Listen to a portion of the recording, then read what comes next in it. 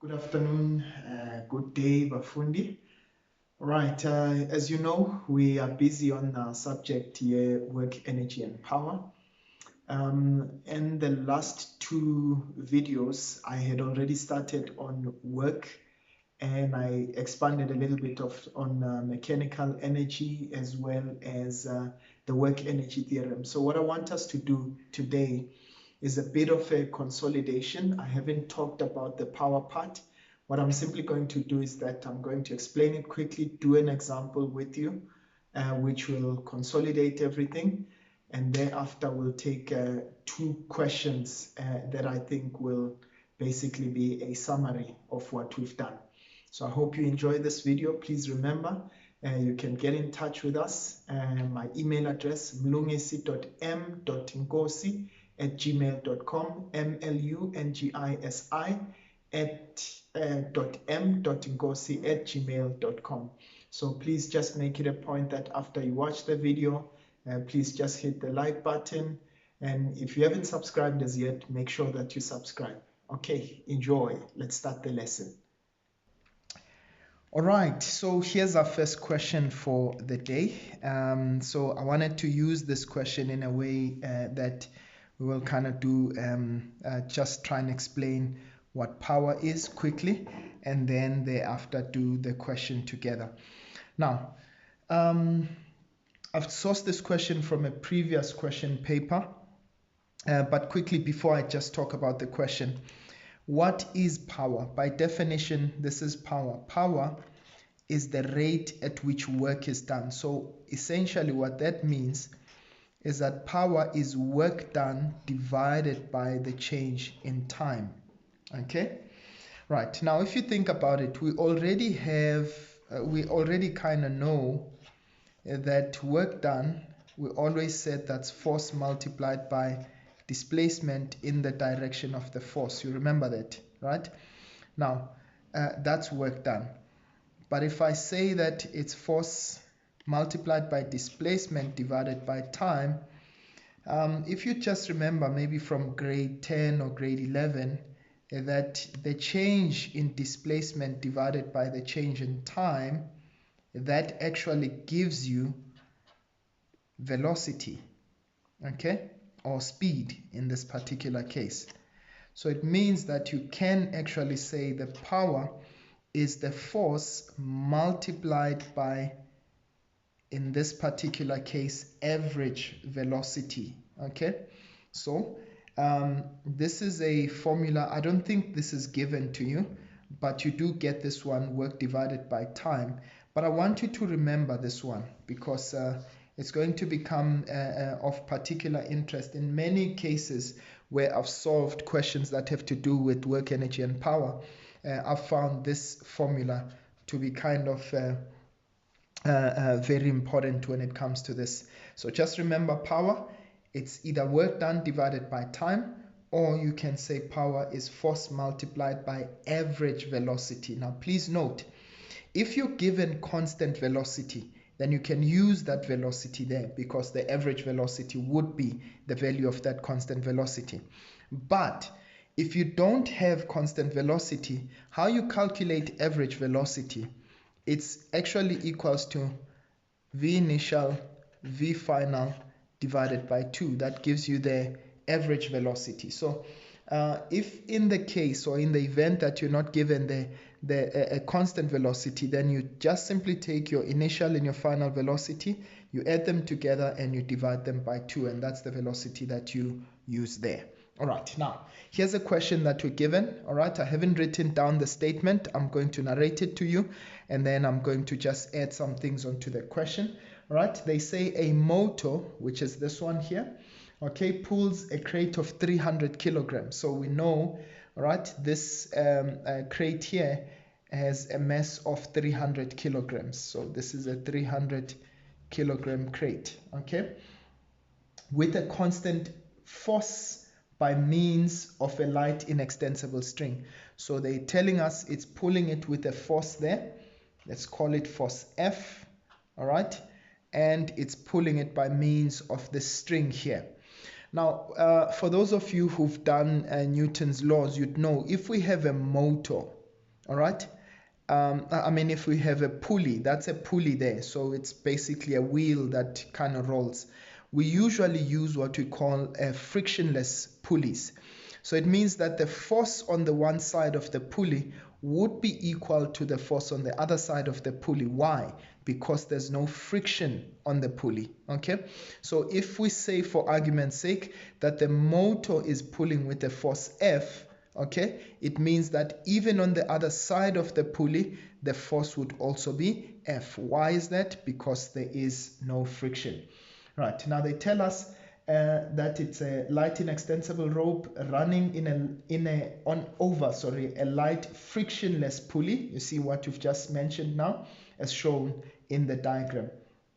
They say the coefficient of kinetic friction, so they tell us there's friction here. Okay, so it's a rough surface, and they are telling us that the coefficient of friction, that's our mu k value, is between the crate and the surface of the incline is 0.19. So that's 0.19. Okay, right. Remember, coefficient doesn't have any units. Okay, it simply is just a constant. All right. Now, they say the first thing that they ask us to do, calculate the magnitude of the frictional force between the crate and the surface. Now, as I had shown you in the previous video, so what I'm going to do before is let me just quickly draw the forces that are acting on the crate. So already you would know we've got the applied force F there. Okay, so there's our force F, okay, that's pulling. If you wanted to, you could call that T, to signify the tension on the string, right? What other force do we have? Remember, they didn't ask me to do this. I'm doing it so that I can just resolve and see what is involved in my diagram, right? I know I'll have the normal force there. And please remember, normal force, it's at 90 degrees to that. Okay, that force is parallel to the incline. So there's my normal force there. Okay, right. And now what I do also know is that I've got gravitational force, right? You remember that I said gravity, or the weight, acts vertically downwards. Okay, so that's our force of gravity. So those are all the forces that are acting on this. By the way, I almost left something out here, which is friction. They did tell us it's a rough surface, so we know friction opposes motion. So if we are pulling the crate upwards, then friction is pulling this guy vertically, not vertically downwards, but rather down the incline. So we know we also have frictional force. Okay, it opposes motion, we're pulling it up, friction is acting down the incline. Right, so those are all the forces that are acting. Okay, if you want to, you can show your incline there. All right, now let's start with our question. But what I showed you the last time is that you can actually draw this diagram in another way before I just answer that question.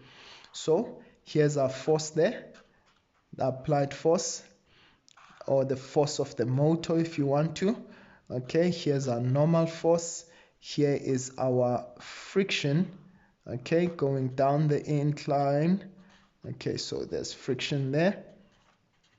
Now, I want you to please note, now I am now substituting that gravitational force with its components. You remember we talked about components of gravity, right? Here's the perpendicular component and here's the parallel component. So instead of drawing that gravity going vertically downwards, let me rather draw the components, which in this case is going to be Fg perpendicular and another component there, which is Fg parallel. So those are the two. If you don't know how to do this, please refer to our previous videos.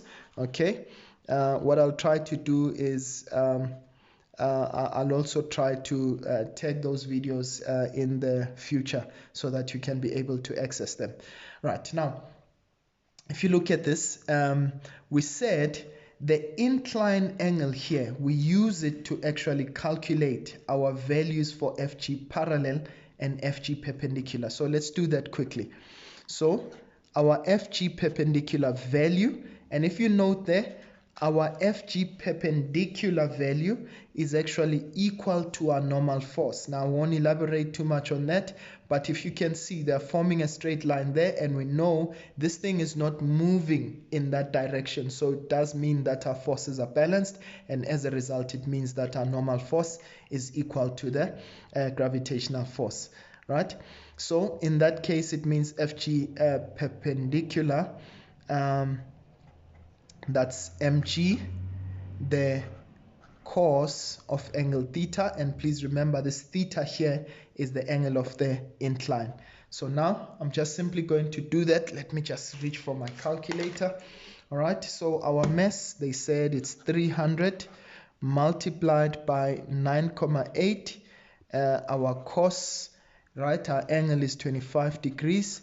Okay, please make sure that your calculator is in degrees, okay, not in radians. That's 3 times 9.8, the cos of 25, and there it is there.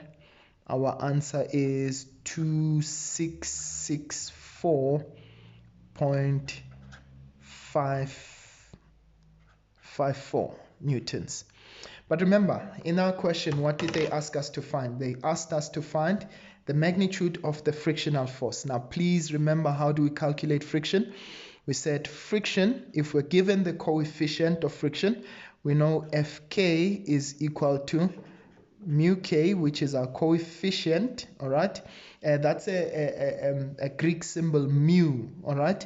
Multiplied by the normal force. But what do we know about the normal force already? We know that the normal force, okay, plus the FG perpendicular, those give us 0, okay? That's because they oppose each other, so it means that they must be equal. So in this case, I might as well just say, means that this is going to be 0.19 multiplied by that FG perpendicular value, which is equal to normal force, okay? So that's multiplied by 2664.54.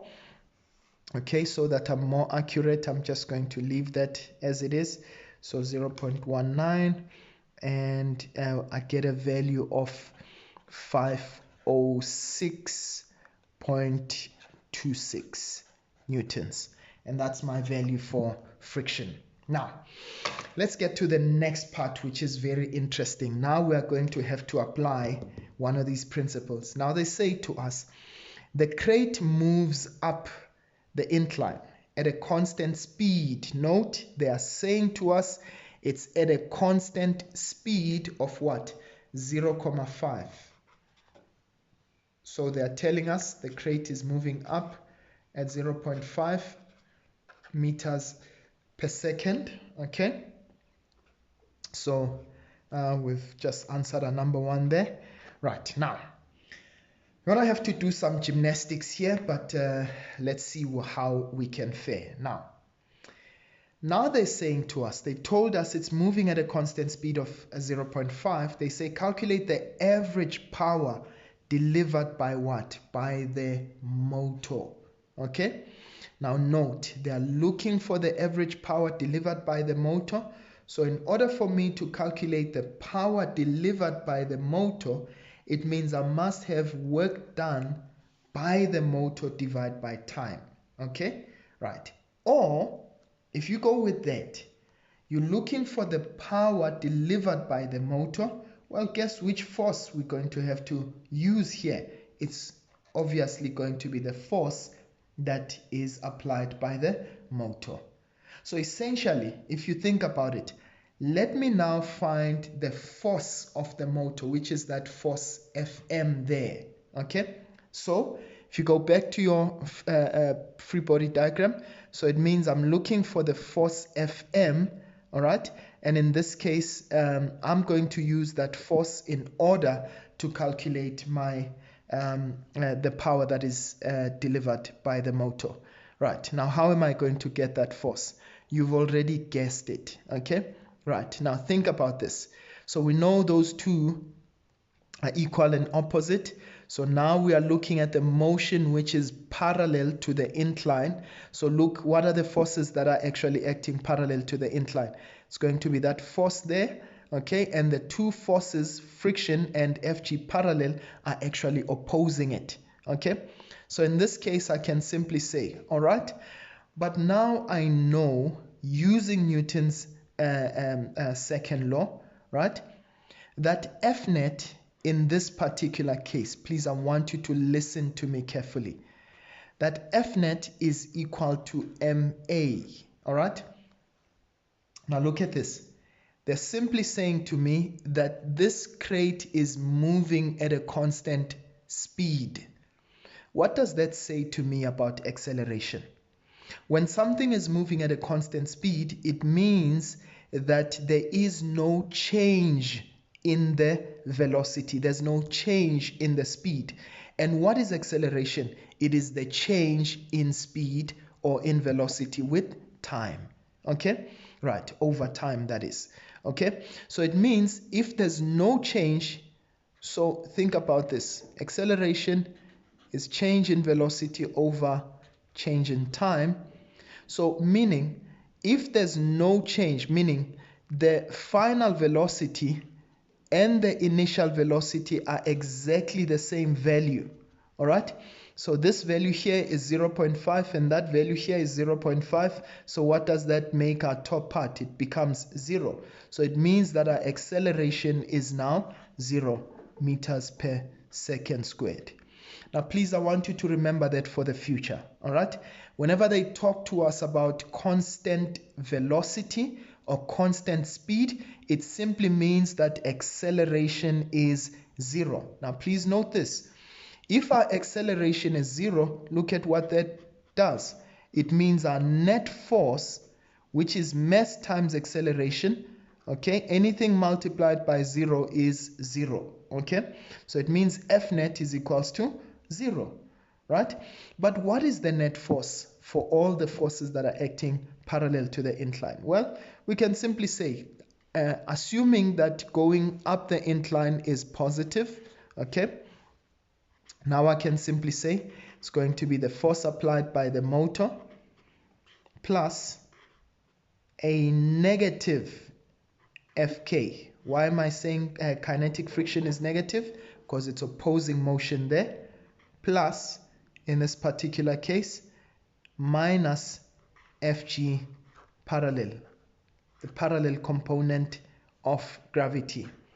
All of those are equal to 0. So this minus friction minus Fg parallel are equal to 0. We're looking for Fm. Look at this, okay? But we already found the value for friction. That's minus 506.26, okay? We can find the value for gravity parallel. You remember we found the value for gravity perpendicular, all right? Force of gravity perpendicular. So in this case, I can simply say to find my Fg parallel, if you remember, Fg parallel, we said that's equal to mg, the sine of angle theta, okay? So in this case, it's going to be, our mass is 300 times 9,8, the sine of 25, okay? And those are equal to 0. Remember, we are looking for the value for Fm, okay? So let's find those quickly. Fortunately, I still have that value. Remember, when I take it to the other side, it becomes positive, and also this one becomes positive. So I'm simply going to say plus, okay, 300 times 9.8, the sine of 25, okay? So that gives us, so it gives me a value of 1748.76 newtons. Okay, that's our value for Fm, but we're not done. Remember, they didn't ask us to find Fm, the force that is applied by the motor. What they asked us to find is the power delivered, okay, the average power delivered by the motor. So I'm simply going to say, now I've got the force, all right? Do I have the velocity or the speed, the average speed? Remember, it's moving at constant velocity. or constant speed. So it means that that constant speed is going to be my average there. So I'm simply going to say, means that the power delivered by the motor is going to be the force delivered by motor multiplied by the average velocity. Okay, so what's my force? We said that's 1748.76 multiplied by my average there. We said that's 0.5. Remember, we were given that value. They told us that it's moving at a constant speed of 0.5. And so all I'm simply going to do is multiply that value, 0.5, and I get a value of 874.38. And remember, this is power, and power is measured in watts. Okay, please remember that. That's very important. Power is measured in watts. So that's the average power delivered by the motor. Well, perhaps you might want to ask, could there have been another way to calculate that? Well, what you could have done is to calculate, I suppose, the force, rather the work done, okay, by the motor, right? But the problem is now you'd have to find the time, okay? And were we given any other information around? No, we're not given the displacement there, so it wouldn't be practical for you to find time there. So in that particular case, I think what would work best, okay, so constant velocity, yeah, so what would work best in that particular case would actually be this. So it really does help to know that formula there. Okay, right, so I'm going to remove the calculator so that you can see it clearly. All right, I hope that covers about all in terms of the question.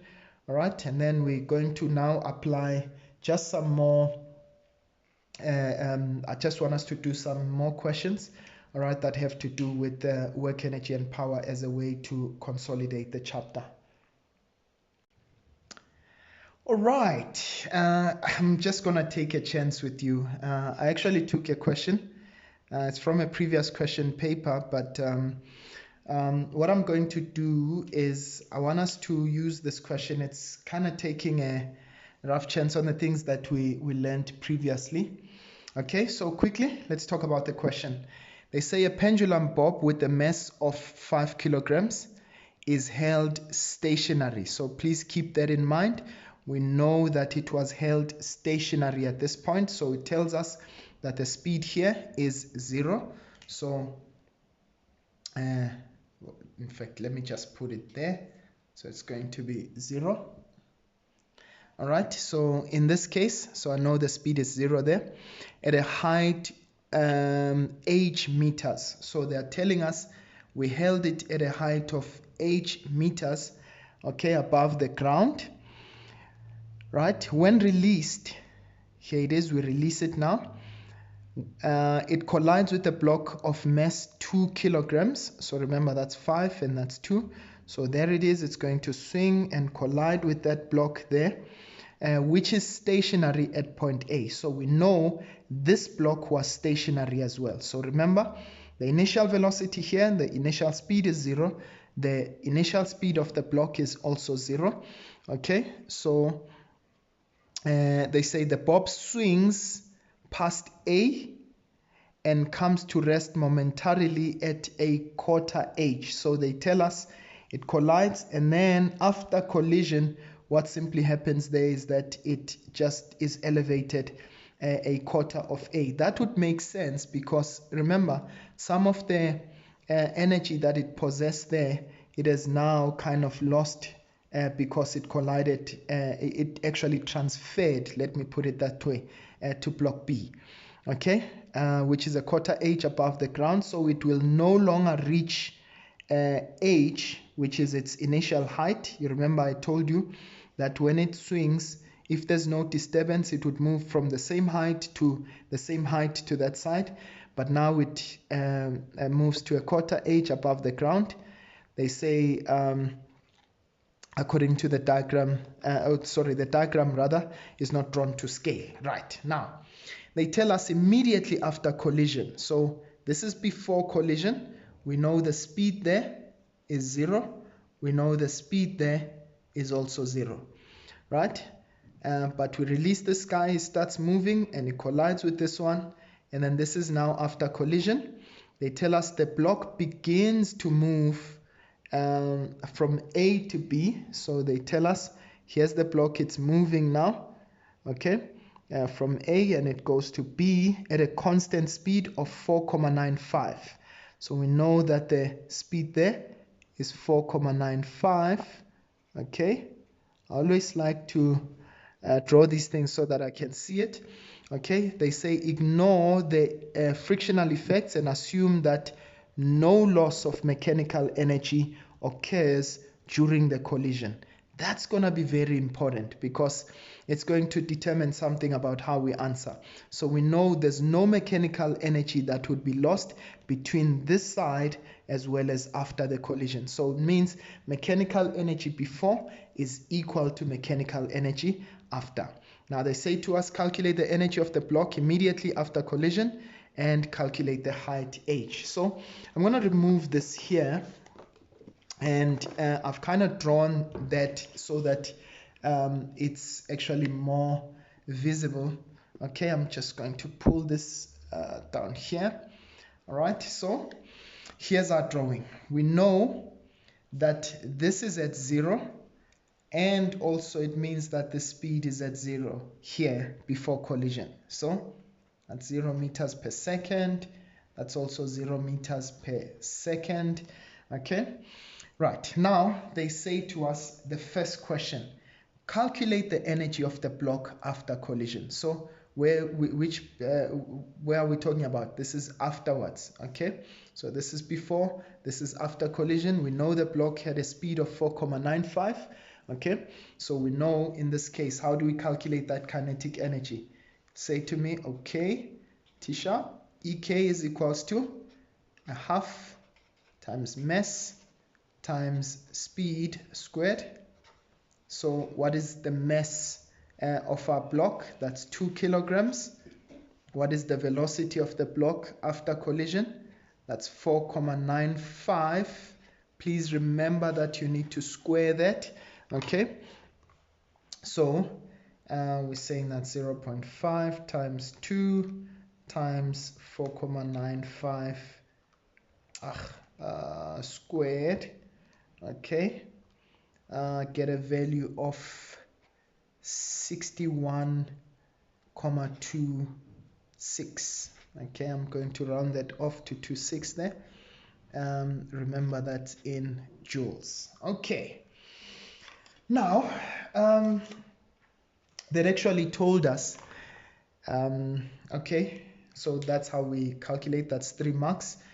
And then they say to us, now calculate the height h. All right. Now, how would we be able to calculate that height h there? Okay. So here's the issue with this question. Okay, now note this. I want you to first of all note that something happened. We can't just simply say mechanical energy before is simply equal to mechanical energy afterwards there. Okay, because now think about it. I want you to think about it. A collision took place. When they collided at that point there, okay, the speed of the ball, or of the bob rather, of the pendulum, was no longer 0. Okay, so definitely it had a certain speed. Okay, so now it means that I'm gonna have to now find out at what speed was it moving there when it collided. All right, now what would I need to do to actually use that? Remember the principles of conservation of momentum. All right, now so often you'd find that they actually mix the two when they use this type of a diagram or type of an example where you've got the pendulum. You'd find that they actually mix within momentum as well as work energy principles, mechanical energy in particular. Now, please, I want you to note this. I can say, well, I know that the ball was moving, or the bob was moving just before it collided with the block. Do you agree with me? All right. So it was moving, but what is the speed at which it was moving? Okay. We wouldn't be able to know that speed because remember, at this point in time, I know what happened to it afterwards. Okay. Now, please, I want you to note this. I know that mechanical energy is conserved. Okay. I also know that momentum is conserved. Now, note what I'm just simply going to do here. All right. So now I know that mechanical energy, or I can say momentum before, okay, the sum of their momentas before collision is equals to the sum of their momentas after. Okay. All right. Please note this. Right, we're just doing a bit of adjusting there. All right, so I'm simply going to say, all right, this is the momentum of the bob plus the momentum of the block, that's before collision, is equals to the momentum of the bob plus the momentum of the block after collision. Okay, so in both instances that is final there. Okay, right, now please note this. I'm just simply talking about the point just before collision there. I'm going to talk about the point after collision. Okay, right, now they told us that mechanical energy is conserved. All right, now I can go on and on around this issue of momentum to get that there. All right, but it's really not going to help me that much because look at what's going to happen here. Right, I would be able to get the bob, or rather the momentum of the pendulum, or of the block rather, after collision. Okay, but you see, I don't know what was the speed of the bob after collision. You know, I'm showing you this because, you know, those are the things that I struggled with when I initially answered this question. And I'm trying to show you a way of reasoning. Okay, right, and then we'll go back to what they said to us about this question. Right, so I would be able to get the speed of the block, so no problem with this guy. Now, when it comes to the bob, in this case, immediately after collision, I don't know at what speed the bob moved. Remember, I only know that it actually stopped when it got to this point here. That would be its maximum height. So instead, what I'm going to do, I'm going to disregard momentum principles. Okay? And I'm going to go back to what they had said to me. They said to me that assume there is no loss of mechanical energy during the collision. So what do I know? I know that mechanical energy before collision is equal to the mechanical energy after collision. Now let's talk about that mechanical energy. What would be the mechanical energy before collision? It actually would be, remember this guy is stationary, okay? And it's actually sitting flat on the surface, so there's no vertical height to this guy. So it means that the mechanical energy here is simply zero. So all the mechanical energy comes from the ball. So I'm simply going to say mechanical energy before collision, in this case, would actually be mechanical energy after collision.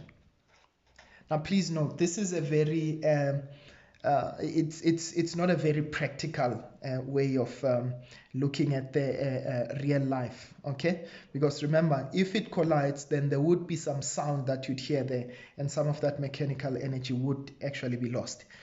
Now, let's talk about the mechanical energy of the bob before collision, right?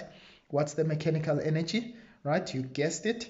Our speed is 0. So all that we have is that we have the kinetic energy, okay, of the bulb, which is 0, plus potential energy of the bulb, okay, right, is equal to. Now please, I want you to note on the other side now, okay. Now all of that energy has been transferred to the block, okay, as well as the bulb. So it means when I look at mechanical energy on the other side, it's actually going to be the kinetic energy of the bulb plus potential energy of the bulb, okay, right, plus, if you think about it, I also have kinetic energy of the block plus potential energy, EP, sorry, of the block as well. Okay, right. Now, why am I actually showing you this?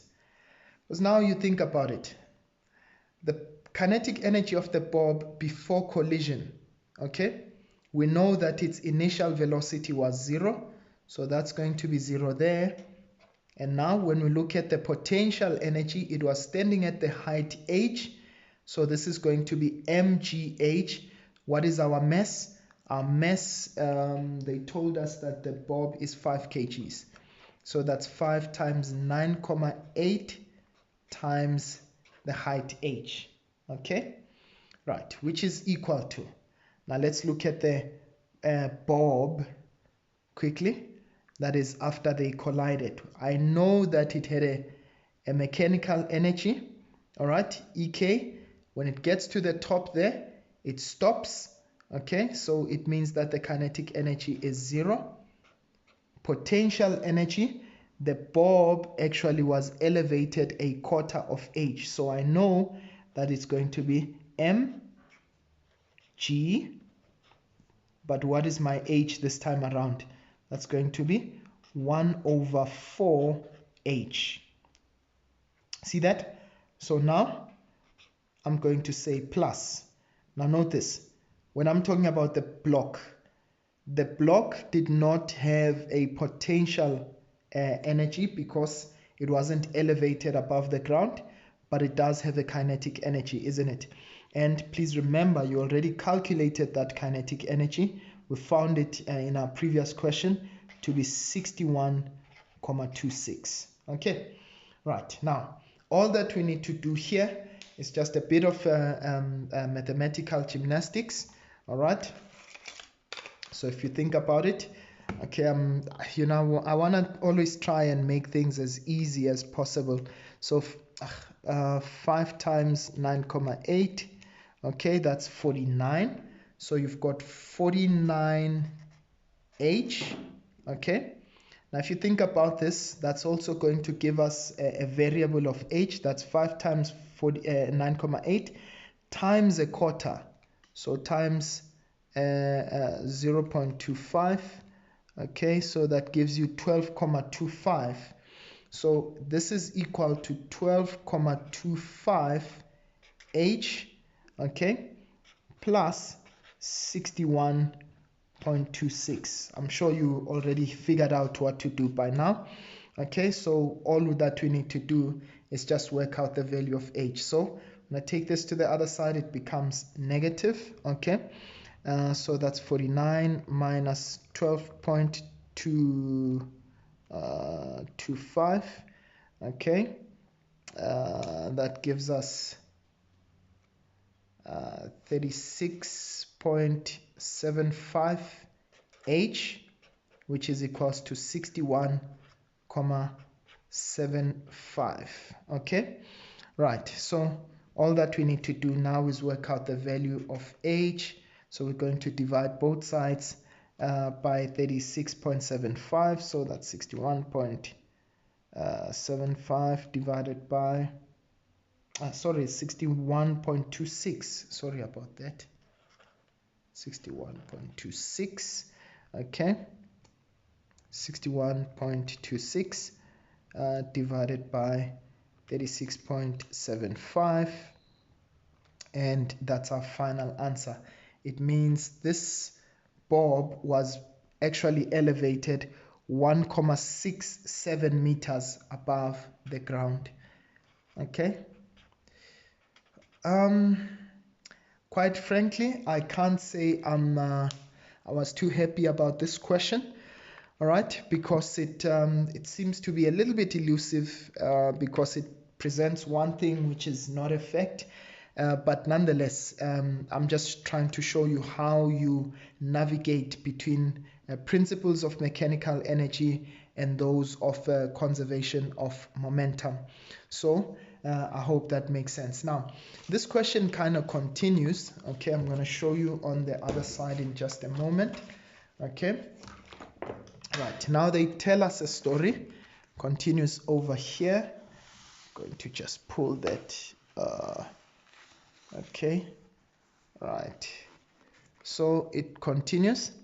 They say to us, the block moves from point B, okay, at a velocity of 4.95. You remember the block afterwards, it moved at 4.95 up a rough inclined plane to block C. The speed of the block at point C is 2 meters per second. Okay, point C is 0.5 meters above the horizontal as shown in the diagram. During its motion from B to C, a uniform frictional force acts on the block. Very nice. So they tell us there's friction now. Okay, right, now first of all they tell you state the work energy theorem in words. Please, I hope you know that by now. And by the way, once they ask you this, probably you are going to use it in the next question. Remember, it simply says that the work done by the net force is equal to the change in kinetic energy. All right, or you can simply say the net work done on an object is equal to the change in kinetic energy. Right, and then the next question says use energy principles to calculate the work done by the frictional force when the 2 kg block moves up from point B to C. Now, what I simply did again, all right, I'm simply going to move this over here. So what I tried to do was to redraw that and just kind of narrate it. Now, here's our block. It's sliding. We know it's moving at 4.95. Now, because it's moving, it's simply going to go up on its own. There is no one pushing it. There's nothing pulling it, right? So in this case, it simply goes up on its own because it's still carrying a momentum, isn't it? Right, so it goes up on that friction, on that surface with a frictional force. All right, so as it goes up, not only is gravity pulling it down, but it also experiences friction. So now look at that. It started with 4.95 meters per second. It is now at 2 meters per second. Okay. So also it is elevated 0.5 meters above the ground. Okay. Now, what I'm simply going to do with you, because I haven't shown you this before, I think. Okay.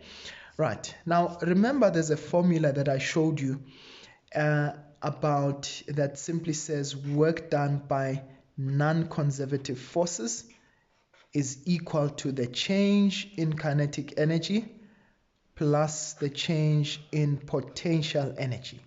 All right, now please, I want you to note this. I usually will say to you, I use this formula. First of all, I know I've got a non-conservative force, which is friction. Okay, remember I said to you, as soon as you have applied force, as soon as you have frictional force, then you can no longer use mechanical energy principles. Why? Because there is the presence of non-conservative forces. All right, now I said to you, to make it simple, please don't tell others that I told you this. Okay, right, when we simply talk about non-conservative forces, please always look out for just two. Okay, in this case, you look out for your work done by the applied force. So is there an applied force here? Absolutely not. Okay. And the work done by friction. Is there frictional force? Absolutely. So it means the work done by non-conservative forces here is simply referring to the work done by friction. Can you see? Right, now. All right, now have a look at this. I'm simply going to say, right, this is work done by applied force plus the work done by friction, but I also know that this is not applicable in this case, so it's 0. Right, is equals to, now, what is our change in kinetic energy? If you want to, you can just say it's simply half m, right, look at that, Vf squared minus Vi squared. I'm just simplifying things for myself there, right? Plus, what is our change in potential energy? That's going to be mg multiplied by height final minus height initial. Okay, right, now please let's try and do this one together. Okay, right, now note, in this particular case we know that the work done by applied force, what is it? That's 0 because we don't have an applied force. But look at this, what is the work done by friction? Okay, right, now what we simply know in this particular case, note what we're simply going to do, right? What we simply know in this particular case, we are not even given, we're not given the displacement there, okay, right? Nor are we given the angle, okay, right? So we're gonna have to do some gymnastics to some extent, because that's exactly what we are looking for, the work done by friction. So it simply means we can leave that as Wf. Can you see? Right, now look at this. Simply going to have half, what is the mass of the bob? That's 2. Final velocity, what is our final velocity? It's at that point C there, which is 2 meters per second. So that's going to be 2 squared. Okay, let me maybe use square brackets there. Minus, what is my initial velocity? My initial velocity, that's 4,95. Please remember, we're going to square that as well. Plus, what is my mass? Okay, that's going to be 2 times 9,8. My height final, remember that's 0,5. Okay, and then what is my height initial? We started at that point B there, and our height was simply 0. Okay, so this formula kind of works very well when you do not have or rather when you have that vertical height. Even when you find a question where they are pulling things upwards, okay, I've always found that to use this one is actually much easier when you've got a vertical height. Okay, right, work done by the net work done for me kind of works, or the work energy principle rather, works very well when I've got, you know, when I've got an incline with an angle there, you know, because you can work out your net force and so on. Okay, so it works best when you can find that net force.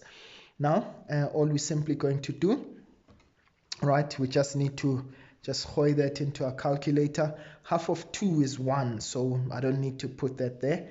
Okay, so I'm going to have 2 squared minus 4.95 95. Okay, 95 squared. Okay, all right, see, that gives me a negative there. I'm saying plus, that's going to be, remember, 0.5 minus 0, that gives me 0.5, so that's plus 2 times 9.8 times 0.5. Okay, 0.5. Okay, that gives me a value. That simply means the work done by friction is 1,29. Okay, let me just simply say it's 1,3 joules. So the work done by friction is 1,3 joules. Now, someone else may be asking, could I have perhaps used the work energy theorem in this particular case to calculate the work done by friction? Well, you could have. The only challenge with that is that because you don't have a displacement there, okay, right, you'd find that it actually is pretty much longer to actually achieve the same results. So hence I'm saying to you, when you've got this formula here, if you're saying to me, okay, but it doesn't look like the work energy theorem, you can make it look like it. Okay, remember it says the net work done is equal to the change in kinetic energy. Okay, right. If you want it to look like the work energy theorem, all that you simply need to do is just simply say, okay, but how can I make this to look like that, to look like the work energy theorem? All you can simply say is that what you have there, you just want to be left with change in kinetic energy. So there it is, you have it. So it means I'm going to have to take this to the other side. So it means your net work done would be work done by non-conservative forces minus your change in potential energy, if you want to. So it means your net work done in this case would be work done by non-conservative minus your change in potential energy, which is equals to change in kinetic energy. So that's a very practical way of applying that. So I'm going to leave work energy and power here. Right, please note once again, if you still have questions on this particular section, you're more than welcome to send me those questions via email. Okay, by the way, remember, don't forget to just subscribe onto the channel and also to just hit like there. I hope this has been fruitful. Please enjoy the rest of your day. Thank you so much.